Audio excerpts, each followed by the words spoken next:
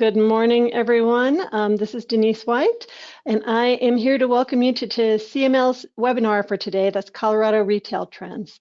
I'm the new Engagement and Communications Manager with Colorado Municipal League, and I just want to thank you all for taking time, spending time to learn with us today about this important topic facing many municipalities in Colorado. Before we get started, just a couple of run-through of housekeeping for everybody. To our elected officials in attendance today, we just want to remind you that you will receive 1 credit towards University just for attending today. We do have about 30 folks who have signed up to enjoy this webinar with us as well today. So that is probably one of the reasons we have our mics muted for you and your cameras off. That doesn't mean we don't want to hear your questions though. So just so you know, if you look at your upper right corner as you're in the webinar, you should see a little orange caret kind of arrow. That gives you your control panel, and within that control panel you should be able to find a question box and a chat box. Please feel free to type your questions into either of those. I'll be watching them on this side, and we'll be able to get to your questions later in this webinar. If you aren't familiar, oh, sorry, got that part done. We will be doing our format today. You'll have a brief presentation with our presenters who you'll get to meet in a moment, and we will then also be followed by some Q&A. Please feel free to type in your questions as you think of them throughout the presentation. Don't feel you have to wait for Q&A. Again, I'll be watching those, and we'll start to have that conversation when we get there. Quick reminder that we are recording today's webinar. We will be posting the recording along with other materials from this session later this week on CML's website at cml.org under the training materials section. So without further ado, let's dive into that material that you're all here for today. Let's talk Colorado retail trends. We'll be joined by Aaron Farmer, president of the Retail Coach, and Julie Jacoby, the Economic Development Director with the City of Thornton, here to discuss kind of those current retail trends in Colorado and show kind of what municipalities can be doing to build a strong retail recruitment strategy for their community. So with that, I'm going to turn it over to you, Aaron, and I'm going to give you control here and how do you share your screen. Awesome. Thanks Denise, and thanks to CML for having us. Just real quick as we get started here, can you all see the screen? Does that look okay? Looks like we should be good. Yes, can see it. Awesome. Well, appreciate the opportunity. As was mentioned, Aaron Farmer here with the Retail Coach. We have worked in Colorado for a number of years, 23 years. I've been doing work in Colorado personally for the last 15 or 16 years. But today I want to talk to you about retail trends. You know, this is a hot topic right now. Everybody wants to know what's next for retail. You know, coming out of COVID, you know, economy, different things in the economy happening. Everybody wants to know what's next for retail. So we're going to talk about that today. And just so you know, we work all over the country, but Colorado is a large state for us. We work with large retailers, everybody from Costco down to smaller retailers like Chick-fil-A or Taco Bell. So plan to hit on a lot of those today. But I'm joined today with Julie Jacoby, and I've known Julie. I think we've at least known each other probably 10 years or so. And yeah, I think it's been around 15, almost 15. 15 years. Wow. So Julie has been longtime friend, colleague, and I'm super excited to have Julie joining us today. Julie is the retail administrator for the City of Thornton, master of all retail knowledge for sure. And Julie, anything you want to say about that, or do you want to tell us a little bit about your role with the City of Thornton? Well, the City of Thornton was actually pretty ahead of the game about 10 years ago. They brought me in specifically to focus purely on retail back in the beginning of 2014. And they saw an opportunity that was being missed. And my expertise is all in that retail background, coming from the private sector, and then moving in about 2011 into economic development. So it's the focus that we've been able to put on retail in the City of Thornton in the last 10 years has really, I think been noticed, and we can get into some of that as we go on. But that effort is on behalf of our City Council, who really stepped up and realized that this was a focus we needed to pay attention to. Awesome. Well, thanks again, Julie, for joining us today. Really appreciate it. So what we want to talk today, obviously we want to talk about the retail trends. What's happening in Colorado specifically from a retail restaurant development standpoint now, and what that's going to look like going forward. And then we want to talk to you about what can you be doing as a municipality to develop strong retail recruitment strategies. Julie, just like you talked about, it's not one of those things where you can just necessarily sit back and wait for retail to come. You will see some of that happen, but it's a competitive process. You've got to be out there doing outreach. Julie, you're not just sitting there waiting all the time for retailers and restaurants to reach out to you. You're targeting and kind of taking that very targeted approach to retail recruitment. Is that right? That's right. So we actually, one of the things we look at right away is what is our market and who are we and what are we trying to accomplish and what does the council want to see happen? And in those conversations, we kind of took it and said, okay, then who do we have to reach out to? And it was a huge boots on the ground effort those first couple of years, really getting out there and making sure we were in contact with the right people. And then it's also setting up the city for success so that they're ready for the retail opportunities that come forward. It's educating our council members and our city officials on how does this retail world work. It's very different than office and industrial. And traditional economic development, as you talk about as we're going forward, it's a very different focus. It's office and industrial, it's jobs. Retail is a whole nother animal that traditionally is not done in economic development. But in the state of Colorado, specifically, when we look at the city of Thornton, approximately 70%, 75% of our general fund is funded by sales and use tax. So when you don't have the property taxes feeding your general fund, and instead it's the sales and use tax which is doing it, you need to be putting some energy and attention and dedicating some people to that effort. Absolutely. Gosh, 75% of your budget. That's a big part of it for sure. So understanding why retail is important, that's a big part of it to help fund the city's activities and what y'all do. I think back, Julie, to traditional economic development. You just mentioned it, but let's say 15, 20, 25 years ago, economic development was only focused for the most part on primary jobs. How many primary jobs are you bringing into the community from a manufacturing, corporate office standpoint, industrial standpoint? And we've seen it evolve to where retail is a big part of economic development. So I like to say retail is economic development, right? So especially for some of the smaller communities, even the rural communities, that maybe don't have the workforce, maybe don't have the ability to attract some of the larger primary job employers. Retail is all of their economic development. So we've seen that just change over time to where retail is part of economic development, and really that quality of life aspect that retail brings to economic development is huge. Julie, have you, or do you know anybody on your economic development team, have y'all run across or done any kind of maybe corporate campus recruitment or manufacturing or industrial or primary job recruitment where you've been asked, what is that quality of life like? What types of retail do you have? Have you been asked that by any of those major employers? We have been, because a lot of times what some of these large large employers are looking for is the quality of life for the employees they're going to bring in or bring with them. Especially if there's a relocation occurring and they're relocating some of their employees or their corporate headquarters. It's a big deal for them what that quality of life looks like and is everything they need in a close by area. And so, yeah, we do get that question. And sometimes it's a chicken or the egg game, right? Which comes first?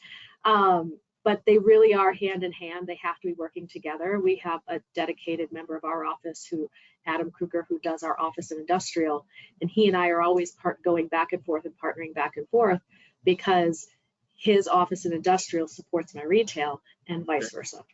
Absolutely. And I think of a community we're working with right now where the hospital in their community wants to expand. They want to double the size of what they have.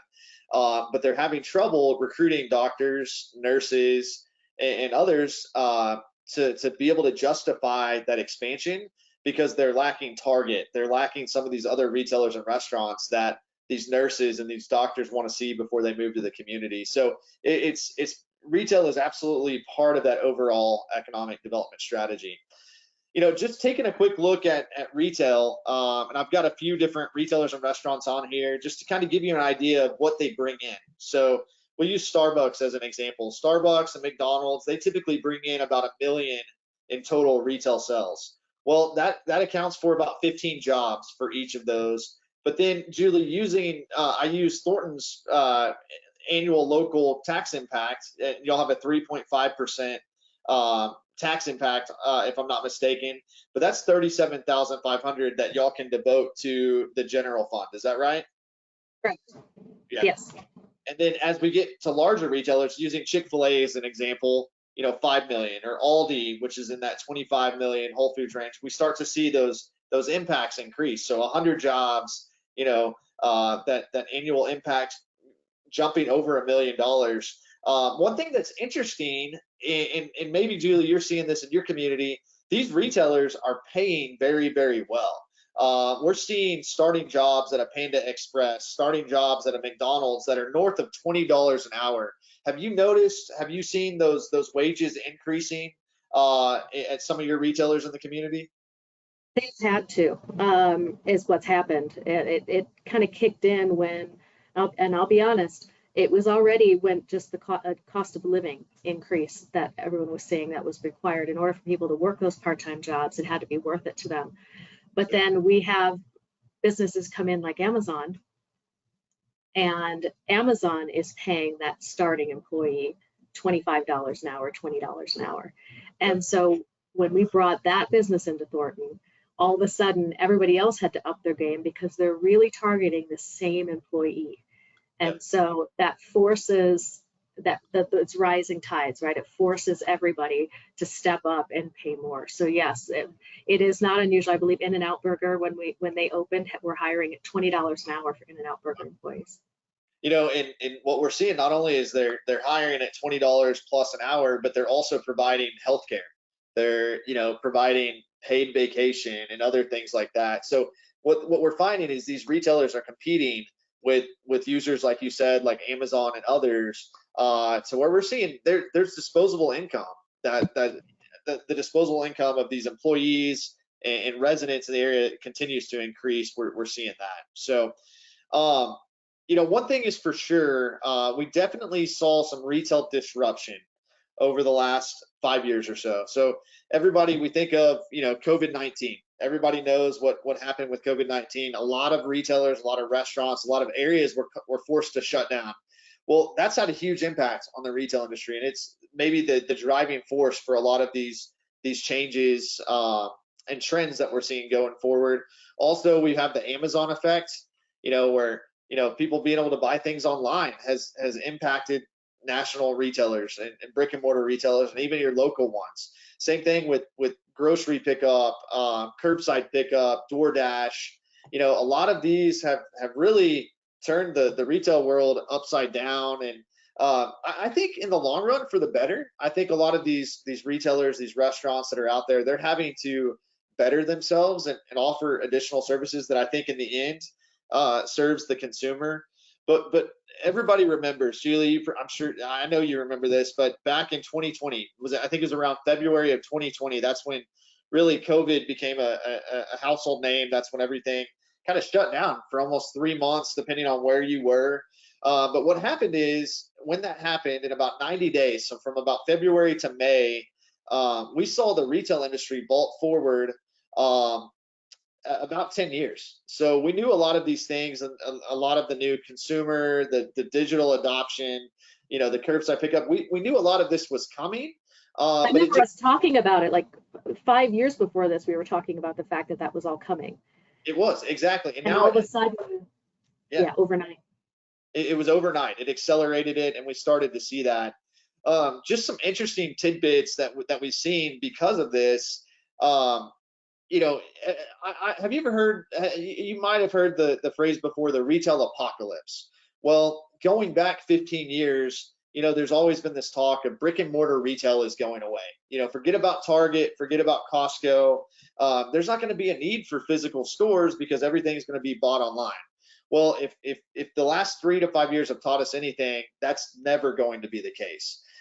These retailers have to act as an omni-channel retailer. They have to offer online sales. They have to offer curbside pickup. They have to offer in-store sales to be successful. So I can tell you right now, brick and mortar retail is not going away.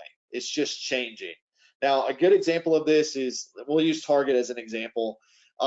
During the pandemic and even after, 95% of online orders were fulfilled directly from stores. So I can tell you from experience, my wife, we buy a lot from Target. Well, I would come home or I would look on the patio and I would see 10 Target boxes on the patio. They were delivered next day. They were coming directly from a Target store 20 miles down the road. So these retailers are starting to act as more, they're still a physical retail store, but they're also acting as fulfillment centers in a lot of cases. Same thing with Dick's Sporting Goods. 70% of their orders are fulfilled from a local store. So if I buy a baseball bat for my son, it's coming from the store 25 miles down the road. And what they found is this cut down delivery time. So consumers were happy, saved money for the retailer as well. And then same thing with Lowe's. 60% of their online orders are fulfilled in stores. That's something you're seeing in Thornton, right, Julie? Absolutely. And all of our stores now have a warehouse component, or they have the shoppers walking down the aisles and picking out the items, the merchandise that's going to then be delivered out. So yes, every single one of ours has that. And we have the outlet mall here as well. And the outlet mall is also doing that business. So when you're ordering from the outlet stores online, it's coming from our outlet stores. Yeah. I think about walking into, I can't remember where I was. I walked into a store last night and they had just a big shelving area where it was all delivery orders set to go out, or online orders that you pick up. So we're seeing that, all over the place. We'll talk more about curbside pickup and some of those things as we go forward here, but let's shift a little bit, Julie, and let's talk about restaurants. So restaurants are leading the way in the retail industry as far as new development goes, as far as new openings go. So, some examples of that or some trends that we're seeing in the restaurant industry are, we're seeing the restaurant formats shrinking. And I don't know if anybody that's on this webinar has seen that before or is seeing that as you travel or even in your community, but these smaller format stores allow for more potential locations. There's less investment needed by the retailer or the restaurant so they can open more stores. There's fewer employees needed. A lot of the retailers and restaurants that we talk to stress about how they're struggling finding enough employees to staff 24/7 their locations. We're also seeing in some of these smaller concepts, no seating. Whether it's indoor or outdoor, there's just no seating. I know they opened a burger chain just down from my house. I took my son there thinking we would just eat outside or we'd eat inside. Well, got through the drive-thru and realized there is nowhere to sit. It was to go only. But what this does is it emphasizes the walk up, the drive-thrus. I love when we see patio seating and those sort of things. But restaurant concepts are shrinking. Is that something you're seeing, Julie, in Thornton? We are seeing, especially with fast food and coffee. Those types of users are specifically coming in and they want drive-through only. There's no seating at all in terms of what they want. And that works in certain areas where they can fit on smaller acreage pads, which it costs them less to buy that. They don't have to account for all the parking. Sure. So those are the things that make the difference, and then it does limit the number of employees needed. That's a real problem, finding enough employees. The other thing I'm seeing are limited menus and restaurants that are more walk up to the counter than necessarily being served as a sit-down restaurant for those same reasons. We're seeing it too, where there's ordering. You walk up to a kiosk. I know the McDonald's down from my house. basically, if you go inside now, you're only ordering from a kiosk, and part of that relates back to what you're talking about, the employee issues and not being able to find employees. What's interesting. Paying with the kiosks. Yeah, paying. Even as simple, like if you walk into an Olive Garden, they prefer you pay on the kiosk. It's one less time the waitress has to touch that table, which means they can pick up other tables and they need fewer employees. That's exactly right. Chipotle is an interesting one, kind of an interesting case study here. Chipotle is expanding rapidly. I just saw some numbers where they've got 500 new stores planned, something like that, over the next year and a half. But as much as 60% of Chipotle's sales come from their website, their app, or third-party apps. So, Chipotle is one that's figured out the digital ordering aspect of it. The new Chipotle locations have a walk-up window. A lot of them do. They have patio seating outside. Part of the patio seating is in case we run into, God forbid, another pandemic like we have. As long as you have patio, for the most part, we're able to stay open. That's part of the reason Chipotle is doing that. And then Chipotle's added a drive-through lane to most all of their new locations, and they're calling it Chipotlane, the Chipotlane. And it's not a traditional drive-through. It's not where you maybe order at a menu box or at a digital box there, but you buy it or you order on your phone, and then when you get to the store, you let them know you're there and you go through the line. So again, smaller footprint, smaller investment, location flexibility. Chipotle is a good example of that. Some of the other trends that we're seeing right now, pickup lockers. You're probably seeing pickup lockers in most locations. Speaking of Chipotle, on that last slide, I just saw lockers at a Chipotle, heated lockers, where you type in a code, pick up your food that way. We're starting to see more of the drive up, the curbside. I know, Julie, you said at your Target in Thornton, you're not seeing this yet, but a lot of Targets are expanding their curbside pickup. They're even doing covered awnings for curbside pickup, really focusing on that. Buffalo Wild Wings has a new to-go concept, Buffalo Wild Wings Go, where they have very, very limited seating. It's really focused on just pickup alone. And then again, online order pickup at somewhere at places like Smoothie King. These are some of those trends that I think are here to stay. I don't think these are trends that are going to go away. I think they're going to be here for the long run. Now, Julie, this is something I know you have some thoughts on, or I definitely want you to talk about. But we are seeing a very strong growth towards drive-throughs. So every restaurant we're talking to right now, whether it's fast food, casual, even some sit-down restaurants, are requiring drive-throughs, or they want drive-throughs at their new locations. Applebee's wants to be more like McDonald's than they do Olive Garden. They see that opportunity in that fast casual category, but what's happening is there's some blurred lines between casual dining and QSRs. And just like Applebee's brand president said, they're competing directly with quick serve restaurants and fast casual restaurants. But drive-throughs is something I think is going to be here to stick. We're starting to see restaurants come in and put even 2 or 3 lanes of drive-throughs in. Julie, tell me, what's Thornton's take on drive-throughs? Interesting, because I think I think while our retail itself jumped ahead by 10 years in terms of how they're positioning and what they need to do, people's mindsets haven't gone there quite as quickly. Yep. And so elected officials often still have an aversion to hearing the word drive-through. And that's probably one of the things that I'm constantly trying to educate on. I mean, you have at Olive Gardens and Old Chicago's and other restaurants like that wanting now a drive-through, not for, to be like that fast food entity, but because if you walk into the front of their restaurants right now, it's loaded with Uber Eats drivers trying to pick things up, and the customers can't get in the front door. So the purpose behind these drive-throughs is to eliminate the congestion from people entering the front of their stores. Right. But it's an educational piece, because not everyone's mindset jumped the 10 years that the retail mindset did, because they knew it was already coming. They just said, I guess we got to do it and rip the Band-Aid off. But people are just taking a little longer to fully understand that drive-through is not this negative thing that it was before. It's meant to accommodate the new ways of delivery that exist now.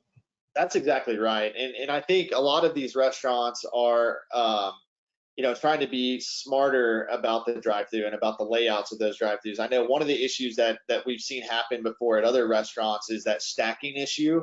Maybe the drive-through lane stacking out onto a major corridor or a major drive there. So I think they're trying to help eliminate some of that with the second and third drive-through option there. But the reality is, I think drive-throughs are going to be with us and stick with us going forward for quite a bit of time, if not forever. Well, all I envision is the drive-through sticking around, because again, for as long as we have delivery, somebody's going to be driving through to pick something up, even if it's not us in our own personal vehicle. Because this is where I'll get pushback sometimes from my long-range planning team, because they're like, the goal is get rid of cars and not to have all the, the environmental, congestion. I'm like, that's fine, but then the drone is going to need someplace to go to pick up my my food to deliver it to my house. So maybe whether it's a drone or a self-operating car or whatever it is, somehow the delivery has to occur. That's an excellent point. I think they're going to stick with us. Here's some examples that are interesting to look at. This is the new Burger King concept. Very interesting look to it. They have, you can see 3 drive-through lanes there. One of the drive-throughs is dedicated to like Uber Eats and other of their delivery options like that. The other 2 are just for drive-through. They also have a walk-up window, curbside pickup. But what's interesting is they do have a patio, but you eat upstairs. So it's a 2-story Burger King where they've been able to, reduce the square footage needed for a location. Shake Shack is expanding rapidly right now too, more in that fast casual brand or fast casual category. What's interesting with Shake Shack, same thing. They've got 2 drive-through lines just for regular drive-through pickup, but then they also have that app pickup delivery line as well. But they still have seating inside, just not as much before. Sonic, same thing, adding drive-through lines. Many Sonics we had seen had gone away from the outdoor aspect of it, patio seating, to where they actually, we saw quite a few Sonics with indoor seating. Now Sonics going back on that and now adding even more patio space. So those are some things to expect. And then I'm not sure what Kentucky Fried Chicken's doing here, KFC, but Julie, I feel like I'm paying to park at the Denver airport. Is kind of what this looks like at the kiosk there. But 5 drive-through lanes, you wait your turn in a queue and drive through there. So these are just some examples of what you can expect retail, but specifically restaurants, to look like going forward. Just a couple of tidbits here. Approximately 60% of restaurants have plans for growth in 2023. We're already seeing that. 75% of those restaurants expect labor costs to continue to increase. 2022, so last year, brought an increase in sales across all concepts, all restaurant concepts. People were wanting to get back out and wanting to do in-store dining again. We did see a lot of the restaurants struggling with profitability, and that was increases in labor, increases in food costs, inflation. We saw those increases there. That came back to the consumer too. 92% of the restaurants that were surveyed increased menu prices in 2022, and then 73% are increasing in 2023. So these are some of those impacts that we're seeing coming from what's going on in the world right now. So Julie, this is a category that you know a lot about. But there's this new phrase out there. I say new, we've been using it for a couple of years now, but it's kind of this merging of retail and entertainment. We call it retailtainment. And that's where, if you think of experiential retail, so think of not retail by itself, not entertainment, but merging the two together. Something like Chicken and Pickle would what I think fits into that category. Julie, Thornton has had a tremendous amount of success in this retailtainment industry. Tell us a little bit about Chicken and Pickle, if you would. And correct me if I'm wrong, I think they plan to open by the end of 2024. Take us through that process, if you don't mind. Sure. So retailtainment is kind of an area that I personally am in love with, and we've been pushing hard for this for years. And I think something that most people have to understand, none of these deals happen quickly or overnight. Chicken and Pickle is, when I first mentioned it in-house here, I got a lot of weird looks. They were like, what? Thinking it was like another like Chick-fil-A or something, chicken and pickles. So I was like, no, it's pickleball. So pickleball, the fastest growing sport in the US right now, from recreational through competitive. Chicken and Pickle actually is this really fascinating sit-down restaurant and beer and alcohol entertainment facility. It's got this huge yard in the center with all kinds of games, a lot of hangout spots. But then they have actually 8 pickleball courts, and they host competitions. They have 2 outdoor, and then they have 6 on the indoor pickleball courts where people can come and play. And it's really just meant to be this sort of gathering space, is how they see it. The chicken comes from the fact that that's their specialty, that they specialize in, is all forms of gourmet chicken foods. They like to localize their product, so they'll bring in from the local breweries. They'll use the local farmers and others to supply them with their food. So wherever they're based, that's kind of how they do it. But it's a really great concept. This is a huge facility. This is huge, and I love the fact that Thornton was able to land this product. Yeah, and it was not a quick and easy process. Is that right? It took months. It was not. It took months. This one took months, even longer than that though.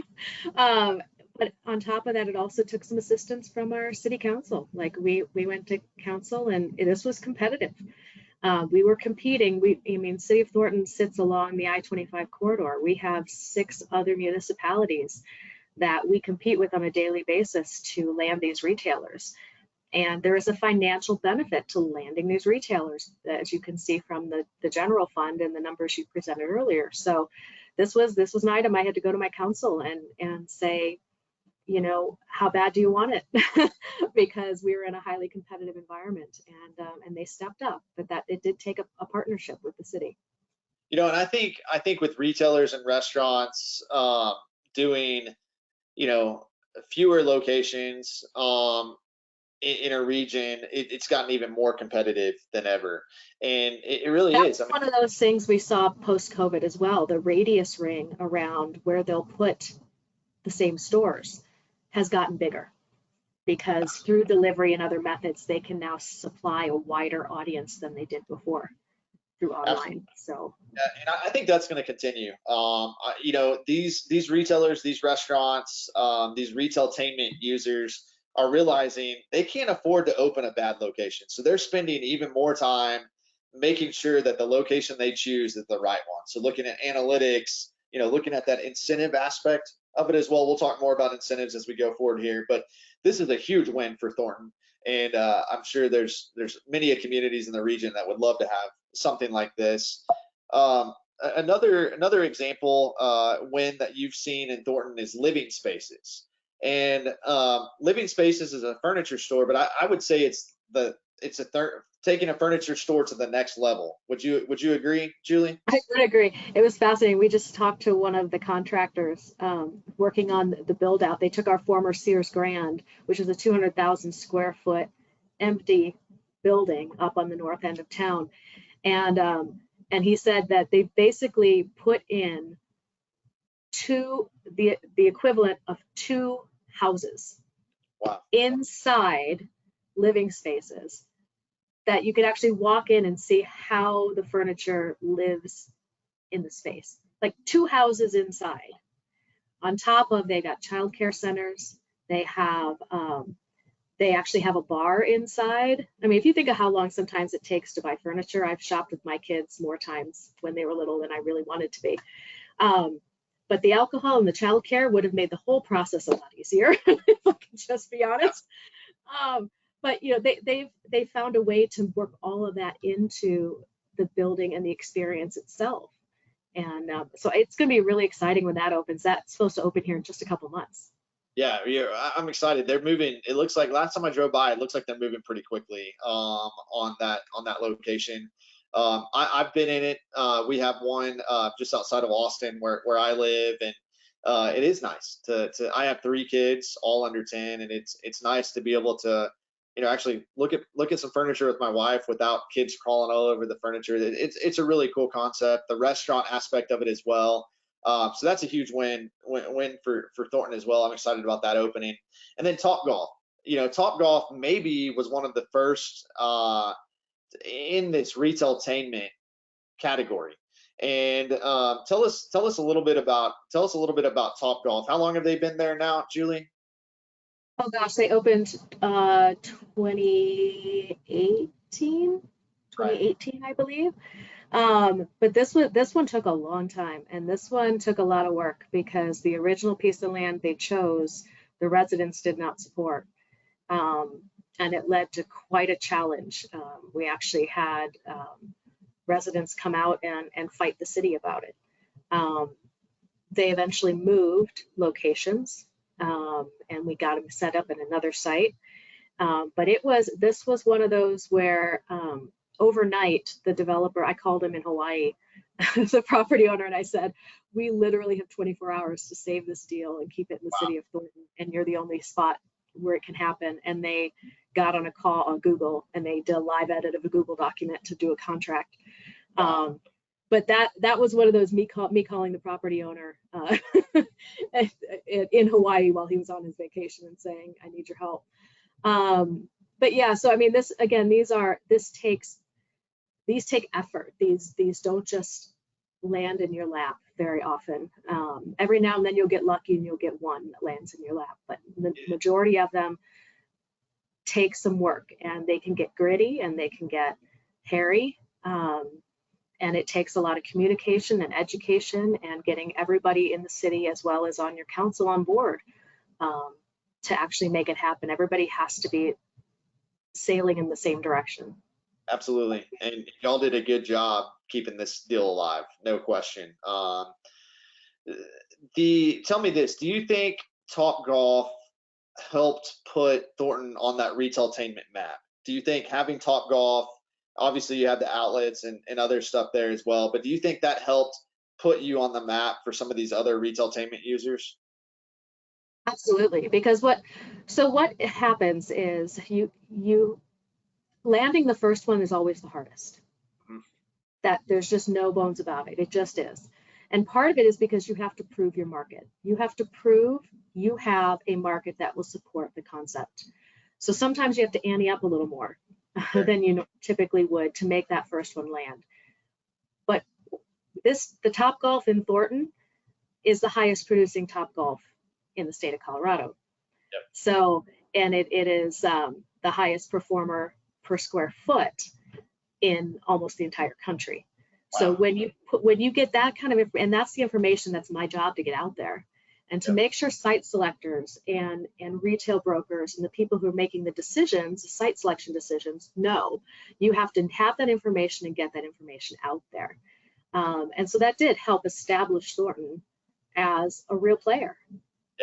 Yeah, awesome. Yeah, it's important to land that first one, and then others will see it. Then you have something to prove, and you have those numbers from Topgolf to take to Chicken and Pickle, I'm assuming, and to some of these other users. K1 Speed, we don't have to spend much time on this, but tell us real quick, if you can, about K1 Speed. K1 Speed is actually a high-speed go-kart racing, indoor racing track, and they're locating right next to Topgolf. So again, it's sort of we established a market up there, and this energy that it brings to what it was a traditional big box shopping center is really quite exciting, actually, because you're diversifying that market in our Lark Ridge development. Oh, thanks, Julie. That, it's exciting to see you know, the retailtainment aspect that you've been able to build there in Thornton to just overall, you know, help with your overall retail markets. It's exciting. It's impressive, honestly. So let's talk a little bit about kind of some of the mall and lifestyle developments. I get asked all the time, what's going on in the mall world? Are malls dying? Are malls going away? You know, the answer is in a lot of cases yes, but they're really just they're changing, right? So a good example, what we're seeing right now is non-traditional retailers are moving into mall spaces. So you talked about you talked about the retailer living spaces, the furniture retailer taking over that Sears space there. We're starting to see some of that. You know, good examples are gyms, co-working spaces, medical centers going into malls or going into some of these larger lifestyle centers that maybe 5-10 years ago we wouldn't have seen. But what's happening is with these new uses coming into these older malls, older shopping centers, is we're seeing they're helping generate some new traffic at off-peak hours. You know, creating that holistic experience, so extended visits. You know, if you're at the mall or at the area for a doctor's appointment, maybe you'll stay over and you'll go stay an hour or two and go eat lunch or go see another retailer that's there. But this is just some numbers that we pulled from South Park Mall in San Antonio, Texas, and you can see, you know, once they had a Fitness Connection gym open, you saw those numbers increase dramatically, increases during the week, visits there. So I think we're going to continue to see a lot of what we call demalling, which is, you know, malls kind of changing in a sense and turning into more lifestyle, more kind of mixed use centers. I think we're going to continue to see that going forward. I think just real quick, one more thing on that. That's happening with the malls that I've talked to, and this is not in Thornton, but nationally. More and more of them are looking at those traditional food courts, Yep. those old school food courts of the 80s. Food halls are the new thing, Exactly. right? And more and more of them now are looking at transitioning their food courts into food halls. Yeah, and we're seeing that across the country. You know, I think of one just locally that most people know is Stanley Marketplace in Denver.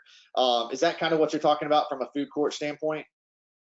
Or yeah, more of the food courts are in these malls now are looking at how do we transition these to turn them into like a Stanley Marketplace. Exactly. Or concepts like that where they're more food hall oriented, beer garden style. Yeah, whatever they can do to get people in.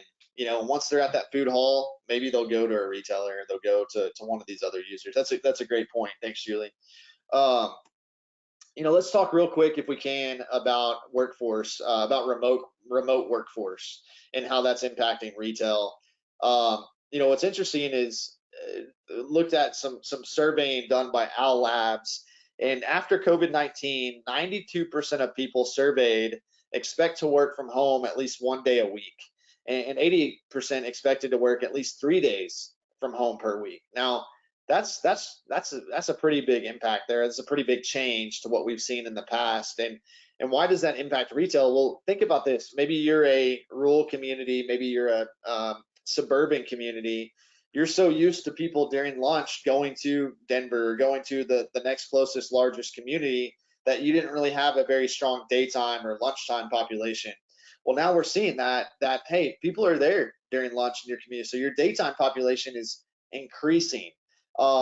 Julie, any thoughts on the remote worker aspect and what you're seeing? Absolutely. I think, you know, it's interesting because when I started doing this job, the biggest pushback I got, because Thornton was a pretty traditional bedroom community. I believe we only had 3% of our workforce that actually lived and worked in Thornton. The majority of them left town to go to work. And so the biggest pushback I get on restaurants was the fact that we didn't have a daytime population.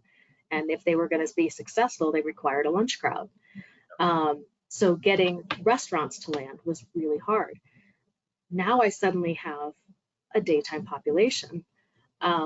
And so all these bedroom communities that are out there right now that we're thinking we couldn't get restaurants before, you need to relook at this question, because you now have a daytime population to support a lunch crowd, and you need to be remarketing and re-pulling those demographics and get back out there and talk to your brokers, provide the new information. That's a great point. Really, any community that's on this webinar, restaurants, with the growth that we're seeing with the work from home aspect, restaurants should be at the top of your list from a targeting standpoint. That being said, Julie, I think there's some other work from home implications. One of those is communities really need to offer additional amenities since you're going to have that many more people there during the day. So some of the things we're seeing is high-speed internet access, community-wide or within a certain area, more parks, walking trails, those sort of things. But then also, like you said, more food, more entertainment options, really just trying to bolster that quality of life for the residents. I think we're going to continue to see that. What was interesting is, I think back to when I started working, or I got into the workforce, you would find a job and then you would go live where you found your job, right? Well, nowadays people they're wanting to figure out where they're going to live first and then going to find a job. A good example here, full-time looking for a full-time position after graduation, graduating with a BBA in marketing. And it says here, I am open for remote positions and I'm interested in moving to the following areas: Birmingham, Starkville, Jackson, Nashville. So we've seen a shift within the last few years of where people are living based on jobs and those sort of things. But a question that as communities we really need to ask ourselves are we taking advantage of these retail trends? Like Julie and I talked about, what's your community stance on drive-through concepts? Is that something that needs to change over time? Do we need to have conversations with the Department of Transportation? Is there future road work needed? Is there future curb cuts needed? What type of land use planning do we need to be doing as municipalities to maybe protect key retail sites? Is there certain overlays we need to address in certain parts of the community? Downtown development, downtown redevelopment, creating a place is something that we've seen, a new renewed focus on is redeveloping these downtowns. If you would ask me 7-10 years ago where downtowns were headed, it was pretty bleak. It did not look good, but downtowns are very much making a comeback. And then a focus on community development efforts. What's the first thing you see when you drive into town? What's the first thing an investor sees when they drive into town? Is it a rundown gas station or a rundown house? Be thinking of those community development issues that ultimately impact economic development. And then Julie, I know you'll have something to add on this, but just to kind of wrap up the retail trends section here, wanted to talk about incentives. Our stance at the Retail Coach is we're not always for incentives, but they're necessary in certain situations. Those certain situations are when you're going to bring in a retailer, an entertainment user that's going to help expand your trade area. It's going to help bring in other retailers and restaurants, or it's going to bring in those funds you need for the general fund. Julie, talk a little bit about incentives and your thoughts on that, if you don't mind.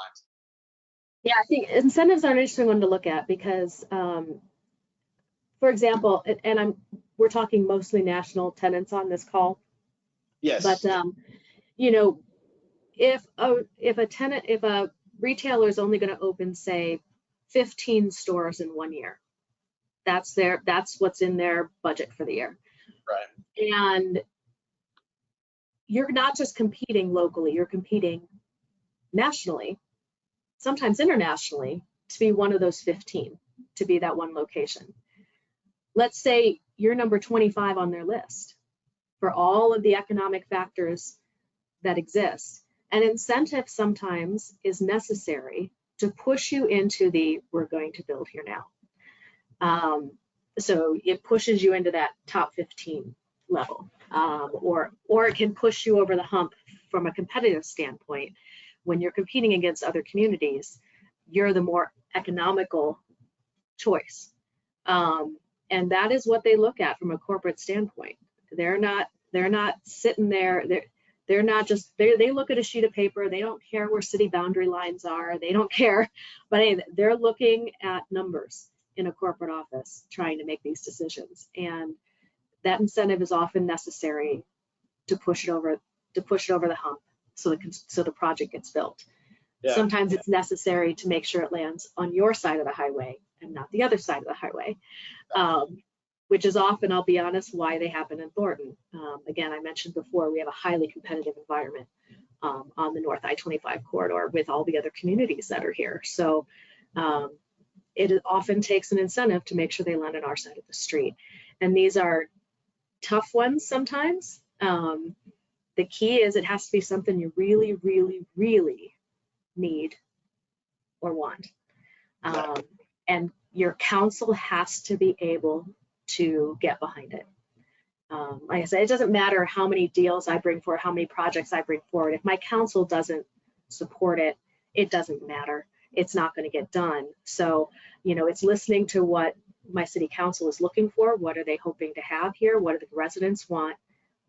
And then if it takes an incentive to get the deal done, I make sure they know that, and it's their choice.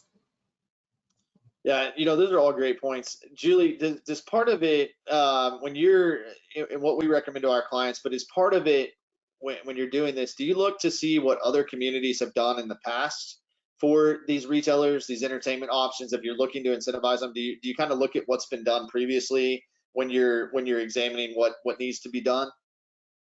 Sometimes I'll look at it in terms of what they've had done in other places, more sometimes for ideas. Sure.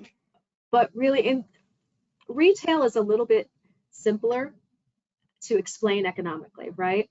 Because what retail brings is sales tax. It's revenue.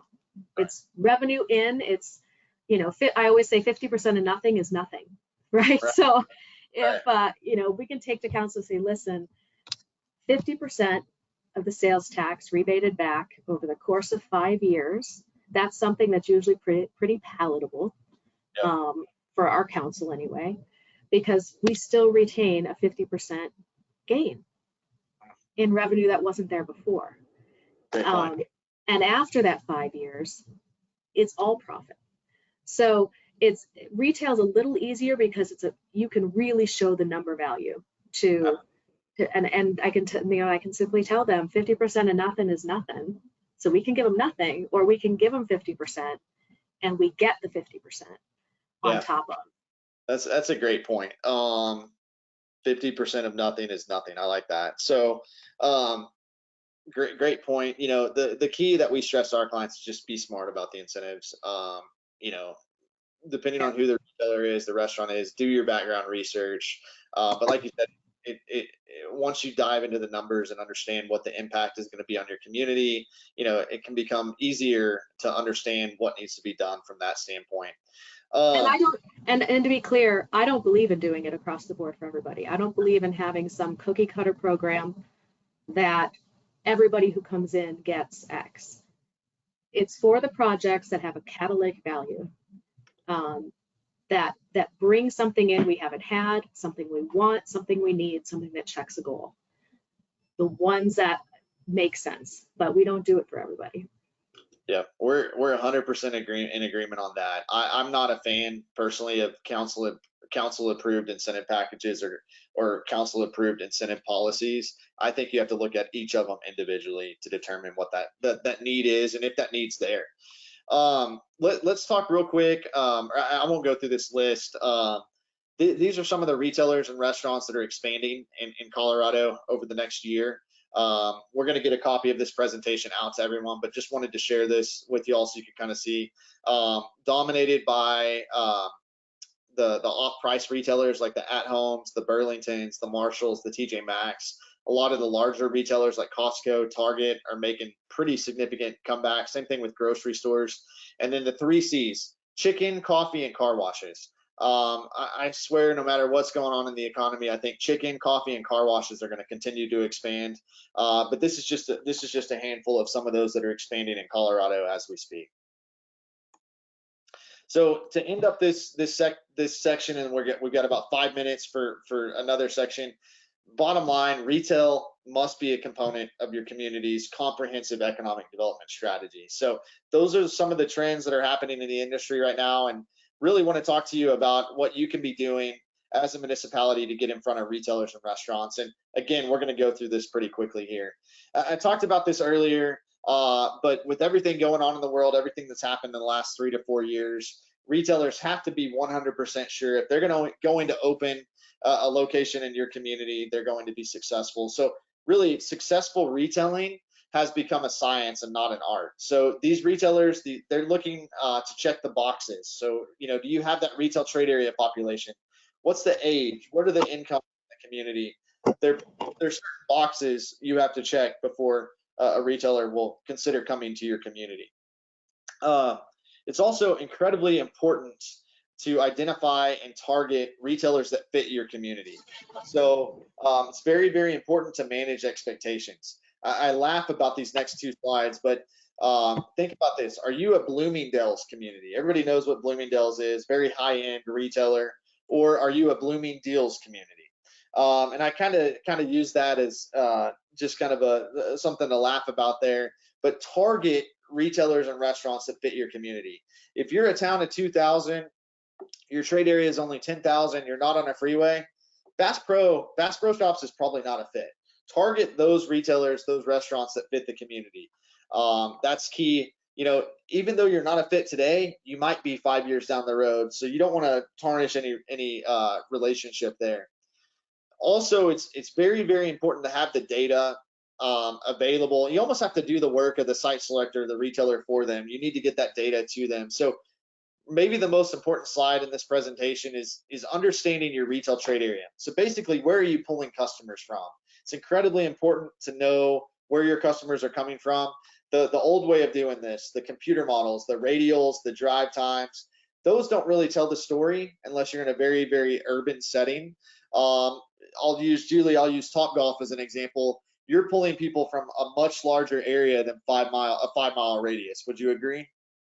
Absolutely. We actually have proof through one of the studies I got from you. We pull them from Wyoming. Yeah. Yep. We pull people down out of the mountains in the northern mountain location. So yeah, it's a significant, and this is, I think, the thing most people forget when they're doing demographics and pulling demographics for studies. Retailers do not care what your city boundary lines are. Correct. Don't care. It's all about the trade area, the drive time, and the likelihood of you coming and shopping there. They don't care what your city boundary demographics are. It's about the larger trade area.